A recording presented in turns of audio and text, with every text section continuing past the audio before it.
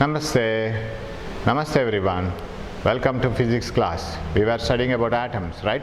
The historic experiment of Rutherford, Giger and Marsden, right? So we will continue it. So what conclusions they did and what was the historical change made in the structure of atom, right? So Giger-Marsden experiment. Right. What did even they did this experiment under the direction of Rutherford, and Rutherford had made some conclusions after the experimental observations. And what was the experiment? Experiment contained a bismuth source which is radioactive, and it emits alpha particles, right? Heavy particles, alpha particles. It contains 2 protons inside its nucleus, right? Now, of course, by that time the idea of nucleus was not yet made. After the experiment, the idea of the nucleus came into the mind of Rutherford, and these alpha particles were made to pass through lead blocks, because we don't want harmful radiations like gamma radiations, and we don't even want alpha particles to move around everywhere. Let them fall only on the gold foil. So we have a gold foil here. Gold is chosen because gold atom is very heavy, and gold can be made into a very thin sheet, and all these alpha particles were made to fall on a gold sheet, and it is found that after passing through the gold sheet, all the alpha particles didn't move straight. Some of the alpha particles returned back. Okay, these are lead blocks, and this is a gold foil, and you know that its size is very small, thickness 10 to the power minus 6 meter thick, micrometer thick, and these alpha particles were detected using a detector here, a concave shaped detector which is coated with the zinc sulfide, because zinc sulfide electrons can absorb the energy from alpha particles and they can give that energy in the form of light. So these alpha particles were falling on this. Some of the alpha particles went like this, some of the alpha particles like this. So we have a detector here. The detector is nothing but a microscope which can see the flash of light. As alpha particles hit on the screen, they produce flash of light which is detected using a detector. So this is the experiment done.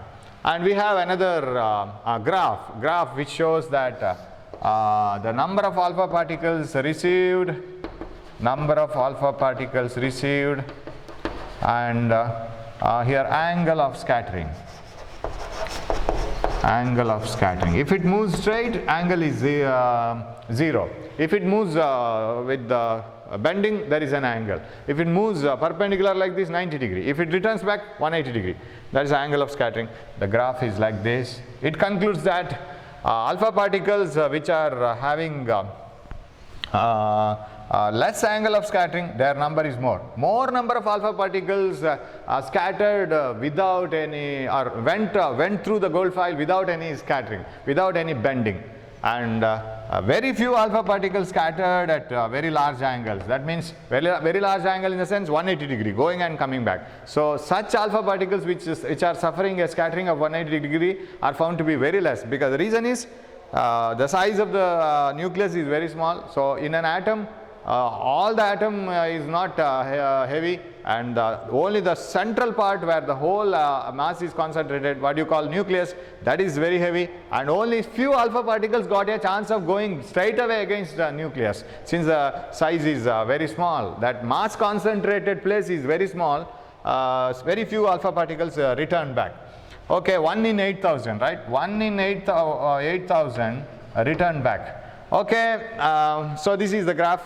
Large angle scattering is found with very less number of alpha particles. Small angle scattering is found with very large number of alpha particles.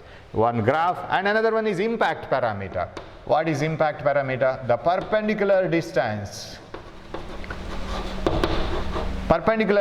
between the initial velocity vector. So this is the target gold towards which we are hitting the alpha particle. Target nucleus, which is gold, and this is the alpha particle which is coming. And that alpha particle which is directly going towards the nucleus, that is gold nucleus, return back, very few among them, right? Number is very less, such alpha particle. And alpha particle which is moving just away from the nucleus, and it might have bent like this.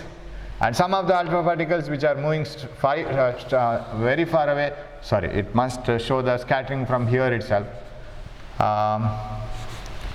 Yeah, this might have gone like this, and this might have bent like this, and this alpha particle might have bent very less.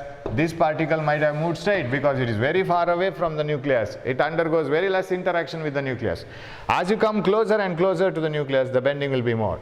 So this is more bending and less impact parameter. The perpendicular direction between the initial velocity vector and the target nucleus, that is called impact parameter B. Right? The perpendicular distance between the initial velocity vector and the target nucleus, that is called impact parameter B. So for small impact parameters, when the impact parameter is very less, the scattering angle is very large. That is inversely proportional, right? For this one, impact parameter is 0, but theta is 180. For this one, impact parameter is large, but theta is almost 0, right? So, alpha particles which are moving directly towards the atom or the nucleus, they return back. And very few of them experienced such a 180-degree scattering. That means in the atom, the whole mass is not distributed everywhere as told by J.J. Thomson, which says that it is like a fruit, mass is distributed everywhere. Positive charge is also distributed everywhere in the fruit. Not so. Mass and the charge should be, even the charge, positive charge, must be distributed at a single place, because alpha particles were positively charged particles. If alpha particles were returning back at a particular point, means, and if these alpha particles were returning back, means this is also positive, isn't it? Because positive and positive charges will repel. So, the entire positive charge, 100% positive charge, it is not distributed throughout the sphere, the whole positive charge and almost all the mass. Why can't you say 100% mass in the nucleus? Entire positive charge, complete 100% positive charge, and almost all the mass is concentrated in a central part called nucleus, and that is the main core of the atom. Why don't you say 100% mass? Because it is not 100% mass. It may be 99%, 98%, because there are electrons outside. They are revolving around the nucleus, but their mass is very less. But even though they contribute some mass, right? Even the planets, in the solar system, satellites, asteroids, they too contribute for the mass. Their percentage may be 10%, 9% or 8%. The sun may be having almost all the mass, but still they distribute some mass. So you can't say, what is the mass of the solar system? It is the mass of the sun. No. Almost all the mass of the sun is the mass of the solar system, but there is some percentage of mass for the other planets also. So you must be very careful while you are using the words. 100% positive charge, all the positive charge and almost all the mass is concentrated in a central part called nucleus. He coined the word nucleus, and electrons are revolving around the nucleus in the circular path. Now, why did he come to the conclusion so? Because very few alpha particles return back. If very few alpha particles have returned back, it is only those alpha particles which have experienced the direct force of repulsion from the core of the nucleus, right? That is that they return back, and that alpha particle which has gone little beyond the target nucleus has bent by some other angle, not by 180 degree, less than 180 degree. That is why nucleus is very small, but it is possessing all the positive charge and almost all the mass. It is very heavy. Oh, okay. And since most of the alpha particles went through without scattering, see, from here onwards all the alpha particles are moving away without any scattering. You may ask me a question, sir, whether alpha particles, they don't undergo collision with electrons. The target nucleus may be here, but there are electrons revolving around the nucleus. Won't these alpha particles collide with electron? Remember, electron is very light particle, 10 to the power minus 31 kg. And nucleus is very heavy, right? And therefore, even if the alpha particles collide with the electrons, their path doesn't change. they move forward. So since almost all the alpha particles, most of the alpha particles didn't experience any force, didn't bend too much, they passed without scattering, almost most of the space inside the atom should be empty, right? See, if you launch a rocket, and if a aeroplane takes off, do you have any fear that that aeroplane or rocket will go and hit to the another planet? No, because most of the space in the solar system is empty. There are planets here and there. Compared to the size of the solar system, we don't have solar system crowded with satellites and planets, right? It is not, suppose you go by a little beyond, you get another planet. No, not possible. So it is almost it is empty. Most of the space is empty, and here and there it is covered with planets. Similarly, in an atom, most of the space is empty. The whole mass is concentrated at a central part called nucleus. Electrons are revolving around the nucleus here and there. And of course they are distributed. That is why most of the alpha particles didn't scatter too much. They went without scattering. Only very few of them, 1 by 8,000 of them, returned back, and some of them deflected. That means the positive charge is concentrated only at that particular point. It is not distributed throughout the atom. That was the conclusion. Okay, now another thing. So this impact parameter, of course, all these things you have understood. One more important thing I have forgotten, that distance of closest approach. What do you mean by distance of closest approach?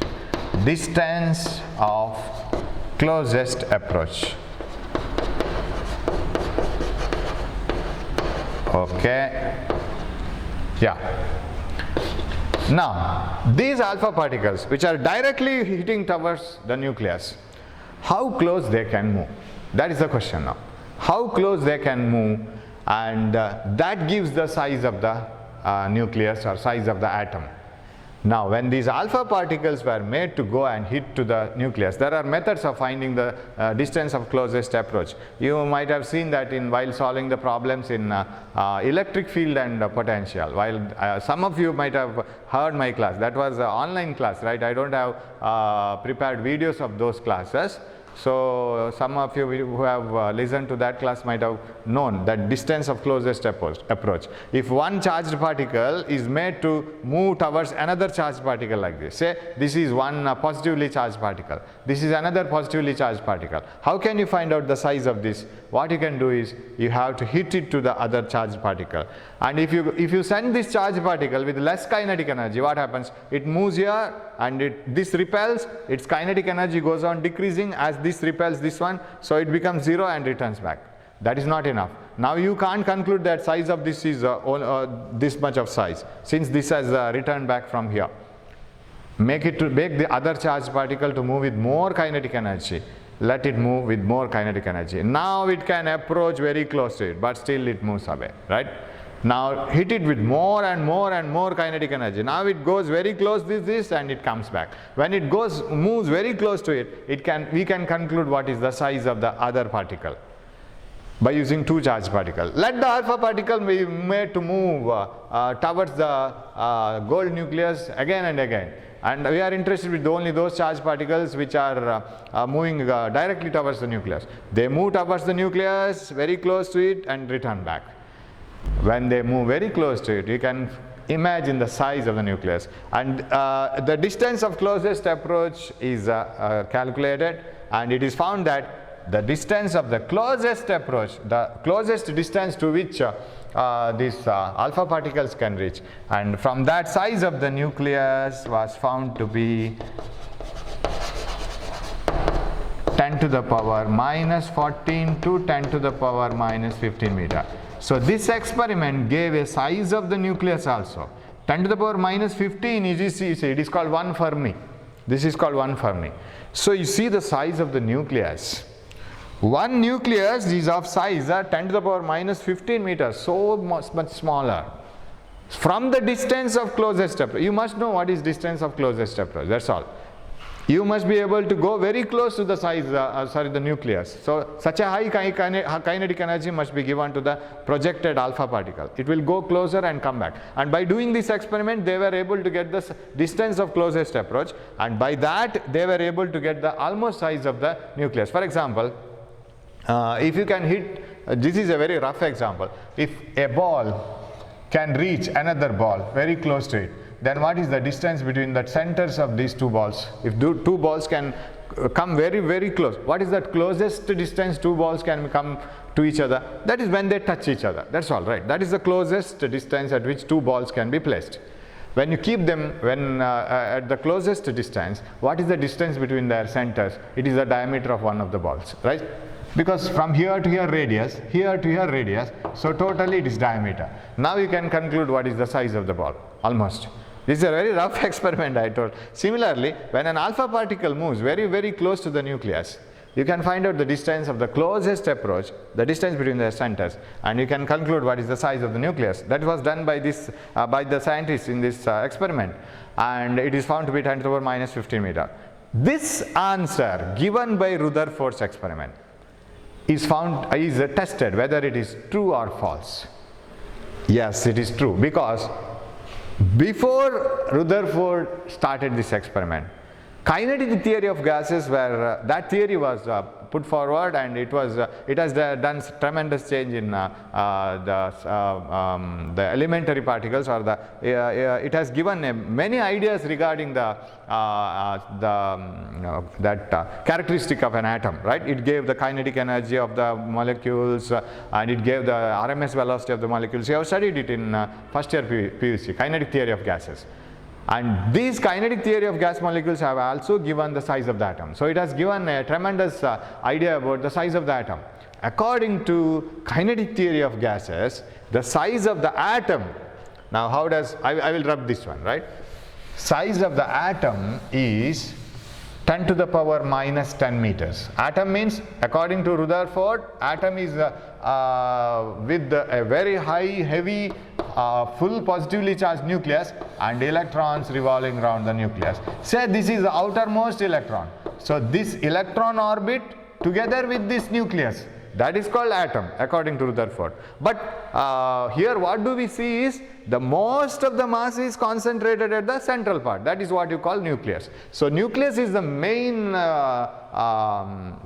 main part of the atom. Right, electrons are revolving in some orbits, and here you see most of the space is empty. Suppose 100 units is the mass of atom, 95 units is the mass of nucleus itself, remaining is distributed here. So the whole atom is like this. Now, size of the nucleus is given by Rutherford, by his alpha particle scattering experiment. But kinetic theory of gases, you remember it, right?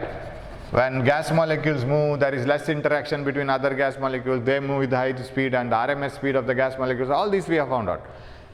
Kinetic theory of gases gave the size of atom as 10 to the power minus 10 meters. This was the first idea given in the history of physics about the size of the atom. Size of the atom is given as 10 to the power minus 10 meter. Size of the nucleus is 10 to the power minus 15 meter. Even kinetic theory of gases predicted that it gave the idea of the size of the atom. Now here you can conclude that compared to the nucleus, the whole size of the atom may be around 10,000 times more, isn't it? You see, where is it? If you multiply this by 10,000, or suppose 10,000 means 10 to the power 4, will you get 10 to the power minus 10? So size of the atom is almost equal to 10,000 times, 10,000 means almost 10 to the power 4 times the size of nucleus, right? That means imagine how all the mass should be concentrated at a small place, and how other things have to be distributed in the outer empty space, almost empty space. Electrons are distributed in a larger space than the nucleus. So how this conclusion gave a very good support to the Rutherford's theory. The size of the atom, total atom I am talking about, is almost about 10,000 times the size of the nucleus. Or the size of the nucleus is 1 by 10,000 times the size of the atom. The size of the sun is very concentrated and at a particular place, right? Similarly, size of the nucleus is very small compared to the whole size of the atom, and it is 1 by 10,000 times the whole size of the atom. Or atom is 10,000 times the size of the nucleus. And since Rutherford got the value like the size of the nucleus is 10 to the power minus 15 meter to 10 to the power minus 14 meter, it gave the clear idea that size of the atom is almost 10,000 times the size of the nucleus. And when you multiply it by 10,000, you get this one. And even kinetic theory of gases said that size of the atom is almost about 10 to the power minus 10 meters, angstroms. Angstrom is 10 to the power minus 10 meters, and Fermi is 10 to the power minus 15 meters. So all these theories agreed with each other. What did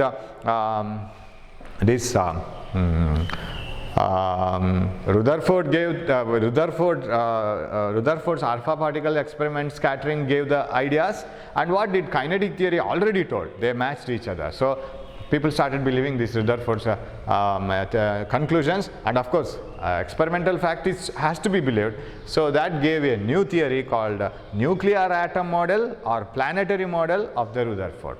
But Rutherford's model has got some limitations. And of course, some of the satisfactory answers were given by Rutherford. So this experiment is very important. In the examination, you will get some tiny questions like who gave nuclear atom model, and which experiment ruled out the Thomson's plum pudding model, and what are the conclusions of Giger-Marsden experiment, right? All the things you have in the notes, right? According to Rutherford's model, what is the size of the nucleus? 10 to the power minus 14 to 10 to the power minus 15, and what is impact parameter, and why did he coin the word nucleus and all. So such a small, and the conclusions may be for 3 marks. And this graph, the graph of size of the nucleus, number of alpha particles, and angle of scattering. Okay, right. Now some more answers were given by Rutherford. Rutherford says that nucleus is very small, but it is very heavy, carrying all the positive charge also. Electrons are revolving around the nucleus. Electrons are very light, you know it. It was already discovered by Thomson, right? J.J. Thomson has already given an idea about electrons. And these electrons are revolving around the nucleus. So this is positively charged nucleus. Electron revolves around the nucleus. Now the first question comes. If electrons are revolving around the nucleus, who gives the centripetal force? Any particle moving in a circular path needs centripetal force. If you want to rotate a stone in a circular path, you should tie a thread and you should keep on rotating it. Means you should keep on pulling the thread towards the center. Then only the that stone moves around the nucleus. If you want a satellite moving around the earth, satellite must experience gravitational pull. You shouldn't launch the satellite somewhere else to the other planet and expect the satellite to go around the earth. Not possible. It should be within the gravitational pull of the earth. So gravitational force gives the centripetal force. Who gives the centripetal force for the electron to move in the circular path? Rutherford says it is obvious. Electrostatic force of attraction between positively charged nucleus and negatively charged electron. Positive and negative charges attract each other. Unlike charges attract, correct? So this force of attraction between positively charged nucleus and negatively charged electron gives the centripetal force and makes the electron to continuously revolve around the nucleus. And if it is so, what is the energy of the electron, right? It should have an energy because it is a moving electron. When the electron moves, it should have kinetic energy, and it is moving under the influence of the earth. It should have a potential energy.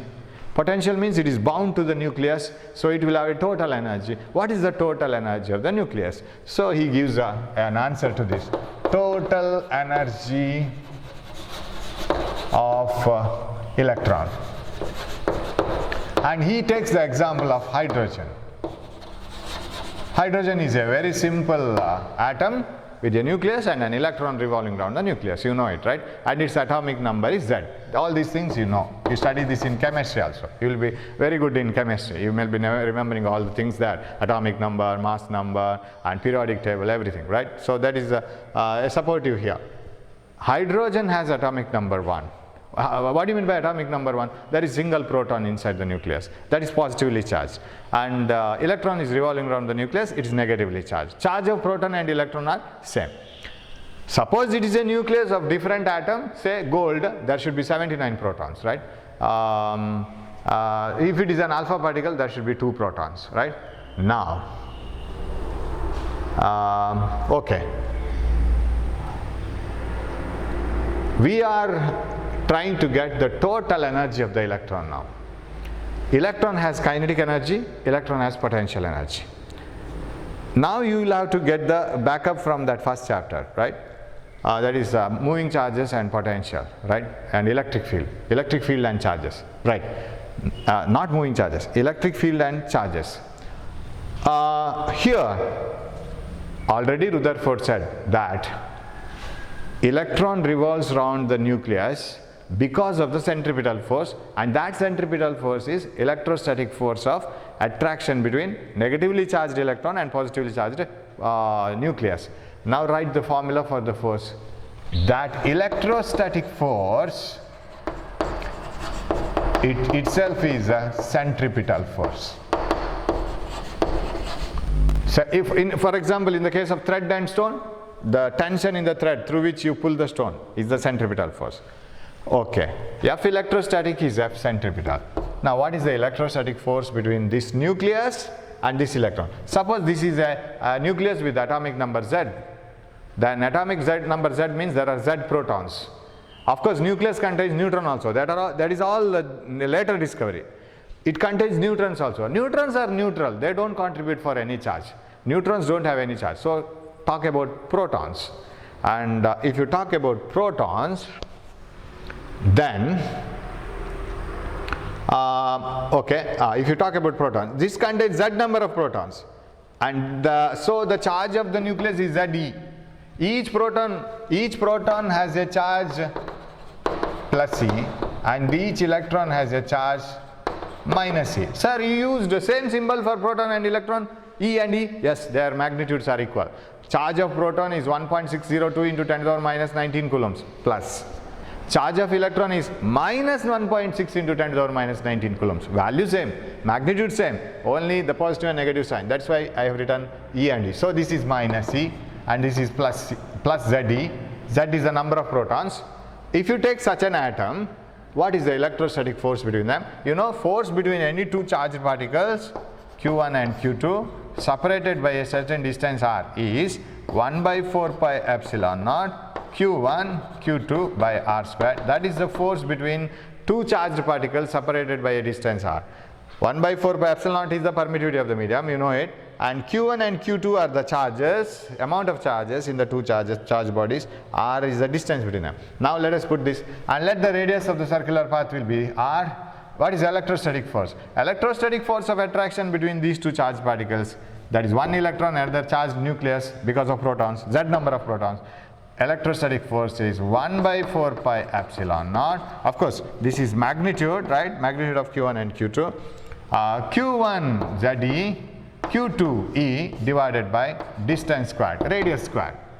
1 by 4 pi epsilon naught, Q1 is Ze, Z number of protons inside the nucleus. It may be any, if it is a alpha particle, there are 2 protons. If it is some other tritium, there are not tritium. If you take lithium, there are 3 protons, right? So similarly, Ze into E by r squared must be equal to centripetal force. What is the formula for centripetal force? Suppose this electron is moving with a velocity v, then centripetal force is mv squared by r, right? Centripetal force, first year formula, mv squared by r. Okay, now can you cancel some of the things here? Yeah, 1 r gets cancelled, right? What is now if you want to find out from this formula, if you want to find out kinetic energy, you know that kinetic energy is half mv square right? That means equal to, multiply by half here, multiply by half here. What you will get? Half, half, this one, 1 by 4 pi epsilon naught Z square divided by R square. Half into 1 by 4 pi epsilon naught Z square by R square. What is this?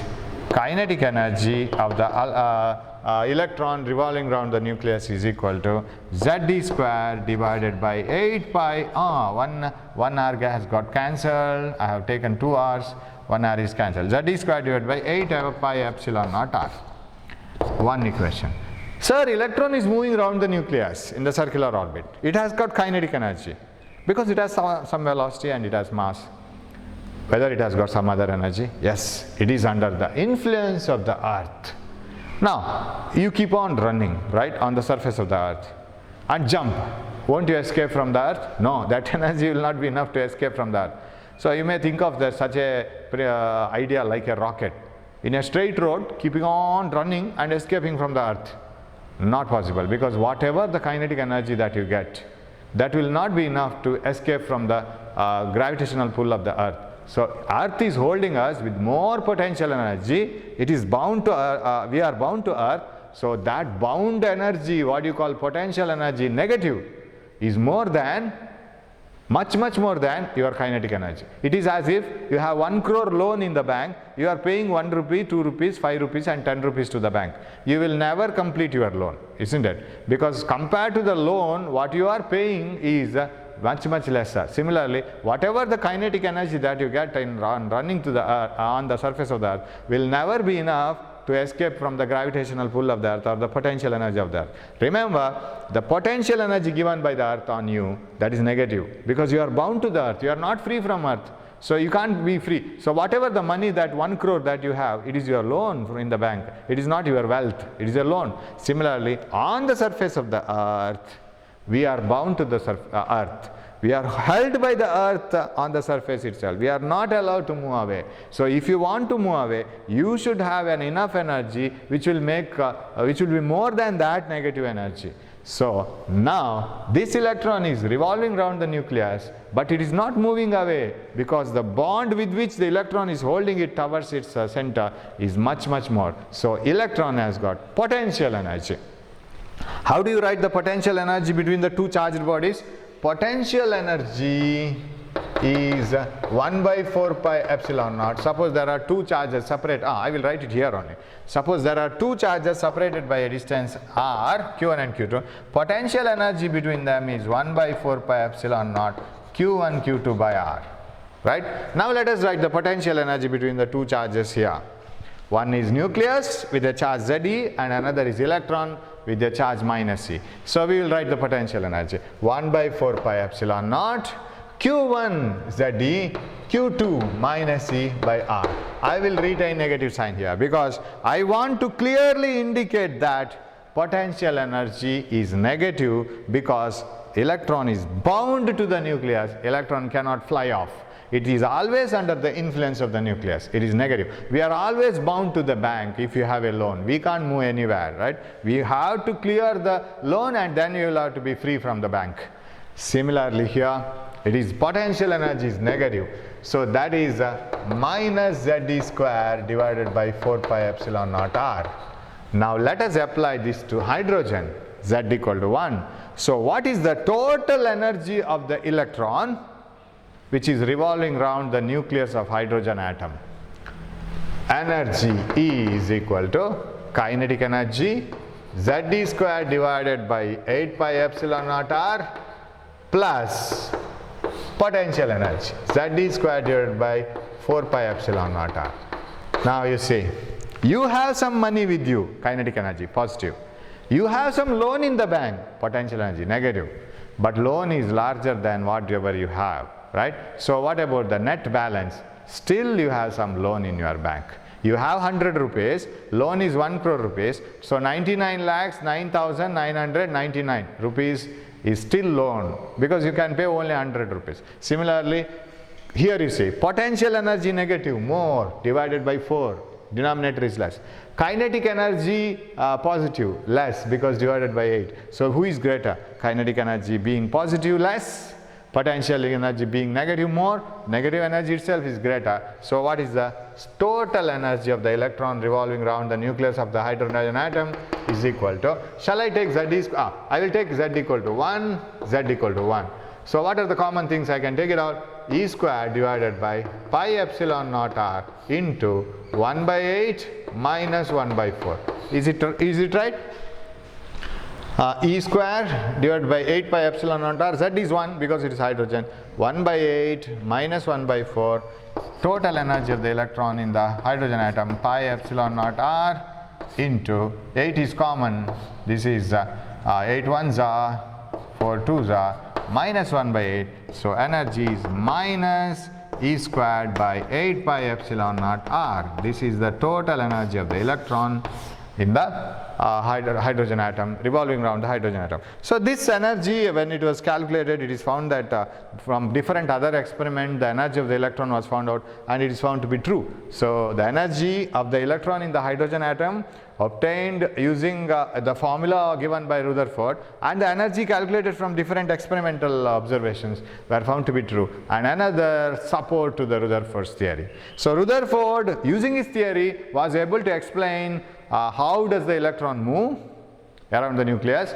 and how is the energy distributed, and the electrons have both kinetic and potential energy, but total energy is still negative because electron is still under the influence of the nucleus, it cannot come out, it is bound to the nucleus, and he was able to give the explanation for the size of the atom, and atom is about 10,000 times larger than the size of the nucleus, but he was able to get the size of the nucleus as 10 to the power minus 15 meter, and if you multiply it by 10,000 it is 10 to the power minus 10 meter, which is same as the conclusion of kinetic theory of gases, which also say that the size of the atom is almost 10 to the power minus 10 meter, that is angstroms, and he was able to explain how the electron revolves around the nucleus using centripetal force and gave the formula for energy. So many explanations he gave it, and why the almost all the mass is concentrated at the center using that historical experiments, alpha particle scattering experiment. But he fails in one of the aspects, that is, where do you find all these electrons? In the circular orbits. How are the circular orbits? Can you assume any orbit to any electron? Yes, he says yes. It is, and because he used classical theory in physics. What do you mean by classical theory? According to Newtonian mechanics or classical theory, it says if you want to have energy, any amount of energy you can have. Continuous form of energy. If an electron can give the energy in the form of light, it can give any form of energy, any amount of energy in the form of light. But it is not so in physics. If anything is given, it is given in the form of packets, quantas. There are some prescribed energies. Rutherford says that electron can have any circular orbit. If you fix a circular orbit, electron can move in that orbit. If electron gains energy, if you are given with some money, your friend gives you some 50,000 rupees. Now you can pay that 50,000 rupees to the bank, and your amount of loan decreases, right? You become less bound to the bank. You become little bit free, but still you are not completely free. Similarly, if an electron is given energy, say I will give the energy in the form of heat, I will give the energy in the form of light, where does it move? But not that enough to remove the electron, like photoelectric effect, right? The energy given by me is not good enough to remove the electron out of the atom, to make it free. But I will give some amount of energy. Will the electron receive it? Rutherford says, yes, it can receive it and it can move to the next orbit. Which orbit? The orbit where that energy is sufficient. It can become free. And if electron loses energy because of some reason, it comes back to another orbit. How much it has lost, accordingly it will come to the next orbit. But this explanation became very dangerous, because suppose an electron continuously loses energy, then its path becomes less and shrinking, or its radius becomes lesser and lesser. Electron starts moving under a shrinking radius path, and finally it should fall to the nucleus. This is the major problem of Rutherford's model. So if an electron continuously loses energy in a particular orbit, then its orbit's size should go on decreasing, because it has lesser and lesser energy, and eventually finally it should fall to the nucleus. like this, right? So that means electron revolving around a nucleus is not permanent. You can't expect the electron to revolve around the nucleus always. On one or other day, on some day, it must lose the electron. Some or other day it should lose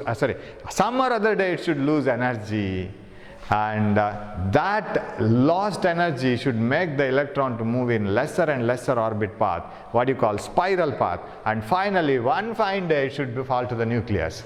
That means atom is not stable, isn't it? You can't believe this model permanently. You can't assume that always electrons are found outside the nucleus and revolving around, and sometimes electrons may fall towards the nucleus, because this path is not a safe path. On one or other day, electron will lose energy and its path will shrink. As if we have satellites. Satellites are launched and they are made to move around the earth, right? They keep on moving around the earth like this.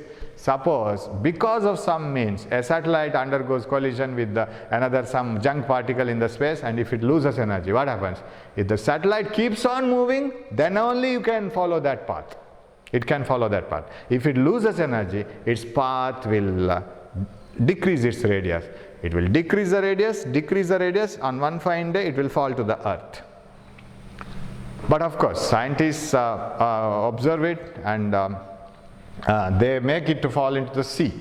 Suppose there is a chance of satellite falling to the earth, they retain some energy in the satellite so that they will change the path and make it to fall on the sea. That is possible. Very rare cases, such cases. Suppose it loses energy, its size should, so the size of the path should go on shrinking, and continuous loss of energy finally makes it to fall to the nucleus. Atom is not stable. But we find that no atom contains electrons, and electrons don't fall to the nucleus. They keep on revolving around the nucleus. So satisfactory explanation for the stability of the nucleus, stability of the atom is not given by Rutherford. So Rutherford's model didn't give the correct explanation for the stable atom. That is one of the drawbacks. According to Rutherford's model, if an electron continuously loses energy, then its orbit should go on shrinking and finally should fall to the nucleus. So there is no explanation for it. Why does it keep on moving in the same path? It doesn't fall to the nucleus. So that is given by Bohr, Niels Bohr later, and it was corrected, and he gives his own idea about this one, and that became the Bohr model, right? So that is the explanation of Rutherford. So you will get small plenty questions here, small marks. So look into the notes and study it. We will meet in the next class with the Bohr's idea of improving this Rutherford's model. The same nucleus and same atom, electrons revolving around, but they don't fall to the nucleus. Why? The atom is stable always. If it doesn't fall, if the electrons don't fall to the nucleus, what is missing in Rutherford's model? So that explanation is given by Bohr. We will see it in the next class. Thanks for watching my video. Read the notes, you will get clear ideas, because today I was struggling to give some explanation. I don't know, I am not getting some words. So in the first two classes of atoms, I didn't get clear words, but still sometimes it happens. So you read the notes and you will get all the clear idea. But still I am going to talk about all these things again as I get Bohr's theory. But it's a very interesting one, and you will have so many derivations like this in the Bohr's theory. Suppose you have not read Coulomb's inverse square law and charges and all, please read it and come to this chapter. Without that knowledge, you will understand nothing. Okay, so my time is getting completed. We will meet in the next class. Take care of your health. We will come with more theories and more explanations of Bohr in the next class. Thanks for watching. Thank you.